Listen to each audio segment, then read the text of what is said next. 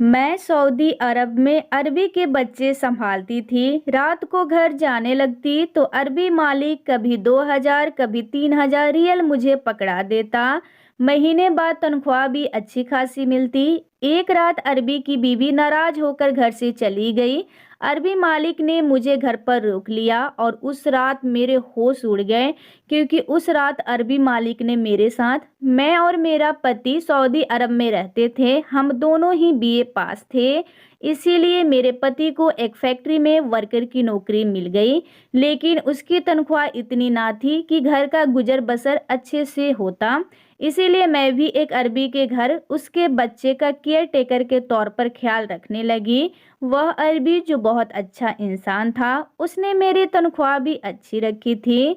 जब मैं अपने पति को इस नौकरी के बारे में बताई तो वह बहुत खुश हुआ। कहने लगा, अगर हम दोनों मिलकर मेहनत करेंगे तो घर के खर्चे के अलावा कुछ पैसे भी जमा हो जाएंगे। मैं भी दिन भर खाली ही होती थी, इसीलिए घर के सारे काम सुबह ही निपटाकर मैं उस अरबी के घर चली जाती थी। उसके दो छोटे छोटे बच्चे थे, दोनों ही जुड़वा थे, एक बेटी और एक बेटा, दोनों 1 साल के थे। अरबी मालिक की बीवी बच्चों पर बिल्कुल भी ध्यान नहीं देती थी, इसीलिए उन दोनों बच्चों की पूरी जिम्मेदारी मेरे सिर पर थी। मैं सिर्फ 8 बजे तक अरबी मालिक के घर पर रहती थी। उन बच्चों की पूरी जिम्मेदारी मुझ पर थी। मैं सुबह की 1 बजे से लेकर शाम के 8 बजे तक उसके घर पर रहती। मुझे हैरत होती थी कि एक माँ होते हुए भी उस अरबी के बच्चों को देखती तक नहीं थी। बच्चों को खिलाना पिलाना, उनका डायपर चेंज करना, सबका ख्याल रखना, यह सब मेरी जिम्मेदारी थी। वैसे भी मालकिन सख्त मिजाज की थी और मुझसे भी गुस्सा रहती थी, ज़्यादा बात नहीं करती थी। मुझे अभी उनके घर कुछ ही दिन हुए थे काम करते हुए। मैं उस औरत की मिजाज को अच्छी तरह से समझ गई थी। वह हर वक्त नौकरों पर चीखती चिल्लाती हुई नजर आती थी और किसी से भी जरा सा भी काम खराब हो जाता तो उस पर चिल्लाने लगती। अगर मालिक घर आते तो उनसे भी जरा सी बात पर शोर मचाने लगती। मैंने यह बात महसूस की थी कि मालिक अपने बच्चों से बहुत मोहब्बत करते थे, लेकिन उनकी बीवी शायद अच्छी नहीं मिली थी। मालिक जब भी अपने काम से घर वापस आते तो सबसे पहले बच्चों के कमरे में आते। मैं बच्चों के साथ ही बिजी रहती थी, इसीलिए पहले दरवाजे पर दस्तक देते। मैं फौरन से ठीक होकर बैठ जाती, फिर ही दरवाज़ा खोलते थे। फिर अपने बच्चों को प्यार करते, मुझसे भी पूछते बच्चों ने तंग तो नहीं किया, उन्होंने खाना पिया तो ठीक से है ना। वह अरबी पूरे दिन की बच्चों की रूटीन मुझसे पूछता था। मैं भी उस अरबी मालिक को सारे दिन की रूटीन बता दी देती थी। एक रात को जब मैं घर जाने लगी तो कहने लगा, 1 मिनट रुको। फिर उसने अपनी जेब से पर्स निकाला और मुझे 1,000 रियल पकड़ा दिए। यह देख मैं हैरान सी रह गई थी। हालांकि उसने मेरी तनख्वाह बहुत अच्छी रखी थी। 1,000 रियल कम पैसे नहीं होते। मैं एक नज़र मालिक की तरफ देखी थी, मेरी आंखों में हैरानी थी। कहने लगे, यह रख लो, तुम्हारे काम आएंगे। मैंने कहा, नहीं मालिक, आपने जो तनख्वाह तय की है वो भी काफ़ी है। मेरी बात सुनकर वो हल्का सा मुस्कुराए, कहने लगे, मैं अपनी खुशी से दे रहा हूँ, ये रख लो। मैंने वह पैसे पकड़कर अपनी पर्स में रख दिए। मैं फिर जाने लगी। जैसे ही मैं दरवाजे तक पहुंची तो मुझे कहने लगे, बात तो सुनो। मैंने कहा, हाँ जी। वह कहने लगे कि इस बात का जिक्र अपने मालकिन से मत करना, उसे मत बताना कि मैं तुम्हें 1,000 रियल दिए हूँ। मैं कुछ देर तक तो इस बात को सुनकर सच सोच में पड़ गई थी। फिर मैं हाँ में सिर हिला दिया और कमरे से बाहर निकल गई। लेकिन ना जाने क्यों उस रात में बड़ी बेचैनी हो रही थी। एक तो मालिक का मुझे 1,000 रियल देना और दूसरा इस बात का कि मालकिन से छुपाने को कहना। यह दोनों बातें मेरे दिमाग में उलझन का काम कर रही थी। फिर मैंने सोचा कि शायद मालकिन ज़रा गुस्से वाली हैं, इसीलिए अरबी मालिक ने मुझे मना कर दिए हों कि पैसे देने के बारे में मालकिन को कुछ मत बताना। चलो, अगर उसने दे दिए तो कोई बात नहीं। मैंने वह पैसे संभाल के रख दिए। लेकिन मेरी हैरत की इंतहा उस वक्त में ना रही जब दूसरे दिन मालिक ने मुझे 2000 रियल दिए थे। इस बार तो मेरा दिल शक में गिरफ्तार होने लगा था। आखिर मालिक मेरे ऊपर इतनी मेहरबानी क्यों कर रहे थे? मैंने वह 2000 रियल भी वापस पकड़ लिए। मैंने कहा, मुझे यह नहीं चाहिए। आप क्यों मुझे रोज रोज इतने पैसे दे रहे हैं? मैंने फटाफट से अपने चेहरे को सही किया था क्योंकि वह मेरे चेहरे को बड़ी गौर से देख रहे थे। कहने लगे कि आप मेरे बच्चों का बहुत ख्याल रखती हैं, बस इसीलिए दे रहा हूँ। मैंने कहा, वह मेरी ड्यूटी है और उसके पैसे मैं आपसे लेती हूँ। मैंने उस दिन उस शख्स से कोई पैसे नहीं लिए और वापस घर आ गई। लेकिन अगले ही दिन जब मैं बच्चों को संभालने के लिए गई तो मैंने देखा कि वह मालिक अपने काम से बाहर नहीं गया था, बल्कि घर पर ही था और बच्चों के पास ही था। जब मैं आई तो मुझसे कहने लगा कि इतनी देर से आई हैं आप, आपको पता है मेरे दोनों बच्चों को बुखार चढ़ा हुआ है। उसके लहजे में फिक्र मंडी थी और थोड़ा लहजा सख्त भी था। मैंने घबराकर जब घड़ी की तरफ देखा तो पूरे 1 बज रहे थे और मैं इसी वक्त आती थी। मैंने कहा, मैं तो अपने सही वक्त पर आई हूँ। फिर वह मुझसे कहने लगा कि इसी चीज़ के तो आपको पैसे दे रहे थे कि आप मेरे बच्चों का ख्याल ज़्यादा रखते हैं। देखिए, सुबह से उन दोनों को बुखार है, उनकी माँ तो उनकी परवाह नहीं करती, लेकिन मैंने आपको नौकरी पर रखा है ताकि मेरे बच्चों की अच्छे से अच्छे केयर हो सके। इसीलिए नहीं कि आप 1:12 पर आएँ और मेरे बच्चे यहाँ पर बीमारी में रोते रहें। एक बच्ची तो सो रही थी, लेकिन उसका जो छोटा बेटा था वह रोए जा रहा था। मैं फटाफट से उसे मालिक से लेकर अपनी गोद में पकड़ा। दोनों बच्चे मुझसे बहुत ज़्यादा लगाव रखते थे। जैसे ही वह बच्चा मेरे गोदी में आया, बिल्कुल खामोश हो गया। मैंने उसे सीने से लगाया तो वह तप रहा था। मैंने उसकी माथे को चूमा। मैंने कहा, आपको मेरा इंतज़ार करने के बजाय बच्चों को डॉक्टर के पास लेकर जाना चाहिए था। देखो तो सही बच्चों को कितना बुखार है। मेरी बात सुनकर उसने अपने माथे पर हाथ मारा था और कहा, मेरी अकल काम नहीं कर रही थी। वाकई में मुझे तो उन्हें डॉक्टर के पास लेकर जाना चाहिए था। फिर उन्होंने अपनी सोई हुई बेटी को अपने गोद में उठाए और मुझसे कहने लगे कि चलो मेरे साथ, मैं उन्हें डॉक्टर को दिखा दूंगा। यह सुनकर मैं कुछ चौंक सी गई। मैंने कहा, आप मुझे क्यों लेकर जा रहे हैं? आप मालकिन को लेकर जाइए, वह माँ है और माँ बेहतर बता सकती हैं अपने बच्चों के बारे में। मेरी बात पर वह जरा सा मुस्कुराए थे। कहने लगे, माँ ऐसी होती हैं क्या? जैसे कि मेरी बीबी है, इसे तो पता तक नहीं है कि बच्चों को कौन सी दवाई देनी है और कौन सी नहीं। दवाई तो आपने उन्हें पिलाई है, ख्याल भी आपको ही उनका रखना है। तो बेहतर होगा कि आप मेरे साथ चलें। मैं मालिक के साथ जैसे ही कमरे से बाहर निकली तो मालकिन बाहर लॉन में बैठे टीवी देख रही थी, साथ ही चाय भी पी रही थी। मुझे मालिक के साथ बाहर जाते देखा तो मुझे बुलाने लगी। कहने लगी, कहाँ जा रहे हो? अब बच्चों को क्या हुआ है? मेरे बजाय मालिक ने अपनी बीबी को जवाब दिया। कहने लगे, तुम्हें नहीं मालूम तुम्हारे दोनों बच्चों को बुखार है, उन्हें डॉक्टर के पास लेकर जा रहा हूँ। तुम्हें चलना है तो चलो साथ।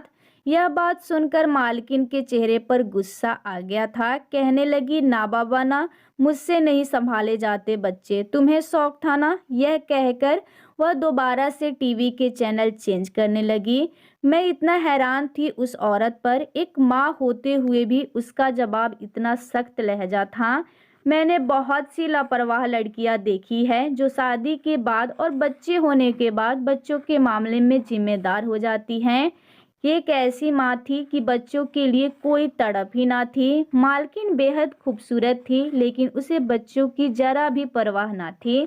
पिछले 2 महीनों से मैं उनके बच्चों को संभाल रही थी और मैंने देखा था कि वह मालिक की बीबी हमेशा खुद को ही सजती संवारती रहती थी। कभी नौकरों से अपने नाखून कटवाती, कभी अपने हाथों पैरों पर मसाज करवाती, कभी सर पर तेल लगवाती, हर वक्त अपनी ही परवाह करती थी। बच्चों को बहुत ज़्यादा बुखार था। पूरा दिन मैं बच्चों के साथ ही घिरी रह चुकी थी।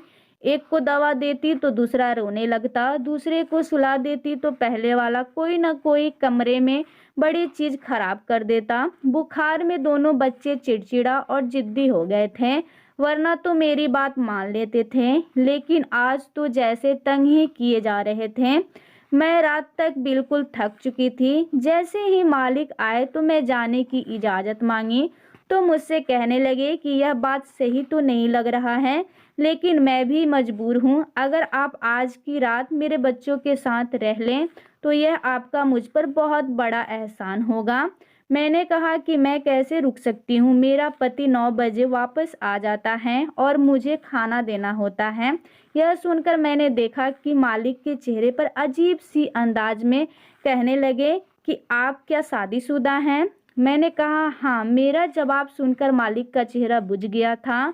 फिर एकदम से उन्होंने अपने चेहरे का रूप बदल लिया। कहने लगे क्या आप अपने पति से कह देंगी कि एक रात के लिए आपको यहीं रहने दें, क्योंकि मुझे बच्चों को संभालने का इतना आइडिया नहीं है। रात भर मैं कैसे इन्हें संभाल सकता हूँ। फिर आप उनकी मेडिसिन के बारे में अच्छी तरह से जानती हैं। मैंने कहा ठीक है, अपने पति से पूछ लेती हूँ। मैं मोबाइल निकाली और अपने पति से कहा तो कहने लगे ठीक है, तुम आज रात रुक जाओ, मैं खाने पीने का खुद इंतजाम कर लूँगा। रात भर मैं बच्चों को संभालती रही और अगले दिन बच्चे शाम तक भले चंगे हो गए थे। फिर मैं जब वापस जाने लगी तो मालिक ने मुझे 5,000 रियल पकड़ाना चाहा। मैंने कहा कि आप ये क्यों दे रहे हैं मुझे? तो वह कहने लगे आपने मेरे बच्चों को बड़ी मुश्किल वक्त में संभाला है और इस पर आपका हक बनता है, इसीलिए इसको इनकार मत कीजिएगा प्लीज़। मैंने कहा कि आप मेरी ममता को पैसों से तौल रहे हैं। हाँ, मैं मानती हूँ यह मेरी सगी औलाद नहीं है, लेकिन मैं हमेशा उन्हें अपने बच्चों की तरह ही समझी हूँ, इसीलिए आप अपने पैसे अपने पास रखिए, मुझे उनकी ज़रूरत नहीं है। यह कहकर मैंने अपना पर्स उठाया और फिर बाहर निकल गई। मेरी शादी को भी 4 साल गुजर गए थे, लेकिन मेरी कोई औलाद नहीं हुई थी। शादी के फ़ौरन बाद मैं उम्मीद से हुई थी, लेकिन मेरा पति मेरे आगे हाथ जोड़ने लगा। कहने लगा तुम्हें पता है कि मेरी तनख्वाह इतनी नहीं है और इतनी तनख्वाह में एक बच्चा अफोर्ड नहीं कर सकता। ऊपर वाले के लिए अभी तुम अबॉर्शन करवा लो, जैसे ही हालात ठीक होंगे फिर हम ऊपर वाले से बच्चा ले लेंगे। बच्चों का क्या है, बच्चे तो हो ही जाते हैं। उस वक्त मैं बहुत रोई थी। मैंने कहा था बच्चा अपना नसीब लेकर आता है, तुम क्यों ऐसा सोचते हो? लेकिन वह मेरे आगे मिन्नतें करने लगा, मुझे समझाने लगे और कहने लगे मैं बहुत तंग हूँ, परेशान हूँ और भी तंग हो जाऊँगा, तुम मुझे समझो। उस वक्त मेरे पति सऊदी के लिए वीज़ा लगाने की कोशिश में लगे हुए थे, इसीलिए मैंने उनकी बात मान ली थी। उसके बाद हम सऊदी आ गए थे। 3 साल से मेरा पति काम कर रहा था, लेकिन हालात जैसे थे वहीं पर अटके हुए थे। पर हर वक्त जब मैं यह कहती कि अब हमें औलाद लेनी चाहिए तो वह इनकार कर देता, कहता कि बस 1 साल और रुक जाओ, जैसे ही हालात ठीक होंगे तो फिर ले लेंगे, हम कौन सा बूढ़े हो गए हैं कि औलाद नहीं हो सकती। मेरी बात वो हमेशा ही टाल जाता, लेकिन मेरे दिल में था कि ऊपर वाला मुझे औलाद दे दे। इसीलिए जब उन दोनों बच्चों को संभालने की जिम्मेदारी मुझे मिली तो मैंने ये नहीं समझा कि मैं नौकरी कर रही हूँ या वह बच्चे मेरे लिए एक बोझ हैं। मैंने अपनी सारी ममता उन पर निछावर कर दी थी और दिल से उनको संभालती थी। अगले दिन जब मैं काम पर आई तो मैंने देखा मालकिन और मालिक में झगड़ा हो रहा था। ना जाने किस बात पर उन दोनों की इतनी बहस हो रही थी कि मुझे भी डर महसूस होने लगा कि कहीं वो आपस में तलाक ना ले लें। मालिक यही कह रहे थे कि तुम हर वक्त शॉपिंग करती रहती हो या फिर अपने आप को सजती संवारती रहती हो। एक रात ही को तुम्हें बच्चे को संभालना पड़ता है और वो भी तुम दूसरे कमरे में जाकर सो जाती हो। तुम्हें दूसरे कमरे में जाने से क्या मिलता है? जरा भी बच्चों की परवाह नहीं करती। अगर तुम्हारा यही रवैया रहा तो मैं तुम्हें छोड़ दूंगा। मालिक बहुत गुस्से में चिल्लाते और कहते हुए बाहर चले गए। मैं उस वक्त कमरे में सारा शोर सुन रही थी और बच्चे भी उस वक्त सहम कर बैठे थे क्योंकि चिल्लाने की आवाज़ कमरे तक आ रही थी। मेरा दिल धक से रह गया जब अचानक से मेरे कमरे का दरवाज़ा खुला। बड़ी ही गुस्से वाले अंदाज में मालकिन कमरे में आई थी। कहने लगी, चलो अब तुम्हारी यहाँ से छुट्टी है। चुटकी बजाकर बाहर जाने के लिए कहा था। मैं खामोशी से बाहर निकल गई, लेकिन मैं जानती थी वह औरत बहुत गुस्से में है, इसीलिए कुछ नहीं सुनेगी। मैंने अपना पर्स उठाया और अपने घर चली गई। फिर मैं नहीं जानती कि क्या हुआ और क्या नहीं, लेकिन शाम को ही मुझे मालिक का फ़ोन आया। वह मुझे कहने लगे कि फ़ौरन से घर आ जाओ, मुझे आपसे ज़रूरी काम है। मैंने कहा, मालिक इस वक्त तो रात के 8 बज रहे हैं। वह कहने लगे, मुझे आपसे बेहद ज़रूरी काम है, आपका आना बहुत ज़रूरी है, आप फ़ौरन से मेरे पास आएं। मैंने अपने पति को बताया तो कहने लगे, हो सकता है बच्चों को फिर से बुखार ना हो गया हो, चलो मैं तुम्हें छोड़कर आता हूँ। मेरे पति के पास मोटरसाइकिल थी, वह मुझे मालिक के घर के बाहर ही छोड़कर चले गए। जैसे ही मैंने मेन डोरबेल बजाया तो दरवाजे चौकीदार की बजाय मालिक ने खोला था। मैं हर तरफ देखी तो चौकीदार भी घर में ना था। मैंने मालिक से पूछा तो वह कहने लगे कि चौकीदार अपने घर गया है, थोड़ी देर में आ जाएगा, आप अंदर आओ, आपसे बहुत ज़रूरी बात करनी है। यह सुनकर मैं मालिक के साथ अंदर चली गई, पर मैं नहीं जानती थी कि अंदर जाते ही मुझ पर कयामत टूट पड़ेगी। जैसे ही मैं अंदर गई, लॉन्च बिल्कुल खाली था। यह देखकर मैं थोड़ी परेशान हुई थी, इसीलिए सोफे के किनारे पर जाकर बैठ गई। फिर वह सामने वाले सोफे पर बैठे अपना सर पकड़कर कुछ सोचने लगे। फिर मेरे से कहने लगे कि मेरी बीवी दोपहर से मायके जा चुकी है। जब मैं घर आया तो मेरे बच्चे मौजूद नहीं थे। जब मैं अपनी बीवी से फ़ोन पर पूछा तो कहने लगी, मैं बच्चों को साथ लेकर नहीं आई हूँ, चौकीदार को भी उसने वापस घर भेज दिया था। जब मैं घर आया तो घर पर कोई भी नौकर मौजूद नहीं था, यहाँ तक कि चौकीदार भी नहीं। मुझे नहीं मालूम कि बच्चों को खुद ले गई या फिर उसने मेरे बच्चों को अगवा किया है। यह कहकर वह फूट कर रोने लगे। कहने लगे, पता नहीं वह मेरे बच्चों के साथ क्या करेगी। फिर कहने लगे कि अगर आप बच्चों को ढूंढने में मेरी मदद कर दे तो अच्छा रहेगा। मैं सोच रही थी कि मैं कैसे कर सकती हूँ, लेकिन यह सुनकर मुझे बहुत दुख हुआ था। एक माँ होकर वह क्या खेल खेल रही थी अपने ही सगी औलाद के साथ। अभी मैं इस बारे में सोच ही रही थी कि जब तक पुलिस की गाड़ी की हॉर्न की आवाज़ सुनाई दी। कुछ ही देर में दरवाजों को और दीवारों को छलांग मारकर पुलिस अंदर आ चुकी थी। मुझे और मालिक को देखकर उसने मुझे गिरफ्तार कर लिया। उल्टे सीधे इल्ज़ाम लगाने लगे। कहने लगे कि आपकी बीवी ने सही कंप्लेंट की थी, आपका इस औरत के साथ चक्कर है, तभी आपने उसे अकेले में यहाँ बुलाया है। और यह भी कहने लगे कि दोनों बच्चों को भी इस नौकरानी ने ही अगवा किया है। यह सुनकर मैं परेशान होकर रह गई। वह मेरे अरबी मालिक पर भी इल्ज़ाम लगा रहे थे, हालांकि ऐसी कोई बात नहीं थी। मालिक ने कहा ऐसा कुछ नहीं है, लेकिन वह फिर भी मुझे पकड़कर पुलिस स्टेशन ले गए। मैं रोने लगी। मैंने अपने पति को फ़ोन किया, वह भी पुलिस स्टेशन में पहुंच गया, लेकिन पुलिस कुछ भी सुनने को तैयार ना थी। मेरा पति उस मालकिन के पास चला गया और उनसे कहने लगा कि मेरी बीवी ने आपके बच्चों को अगवा नहीं किया और ना ही इसका किसी के साथ कोई चक्कर है। मुझे अपनी बीवी पर पूरा भरोसा है, इसीलिए उसे छोड़ दो। वह कहने लगी, मैं एक ही शर्त पर केस वापस लूँगी कि तुम अपनी बीवी को लेकर यहाँ से कहीं दूर चले जाओ, क्योंकि मेरा पति मुझे यह साफ साफ कह चुका है कि वह मुझे तलाक देकर तुम्हारी बीवी से शादी कर लेगा, क्योंकि वह मेरे बच्चों को ज़्यादा अच्छा ख्याल रखती है। यह सुनकर मेरा पति भी दंग रह गया। मैं नहीं जानती थी कि मालिक ने ऐसा क्यों कहा, लेकिन मेरा दिल यह सुनकर बहुत गमगीन हो गया था। मैं तो उनका भला कर रही थी। मालकिन ने अपना केस वापस ले लिया और मैं अपने पति के साथ वापस अपनी गांव आ गई थी। मुझे वह बच्चे बहुत याद आते हैं। जब माँ बाप यूँ लड़ते हैं तो उन बच्चों की क्या परवरिश हो सकती है, किसी ने सच ही कहा है, जो होता है अच्छे के लिए होता है। शायद इससे मेरी ही कोई भलाई थी। तो दोस्तों, ये थी मेरी आज की स्टोरी अगर अच्छी लगी है तो वीडियो को लाइक और चैनल को सब्सक्राइब ज़रूर से ज़रूर कीजिएगा।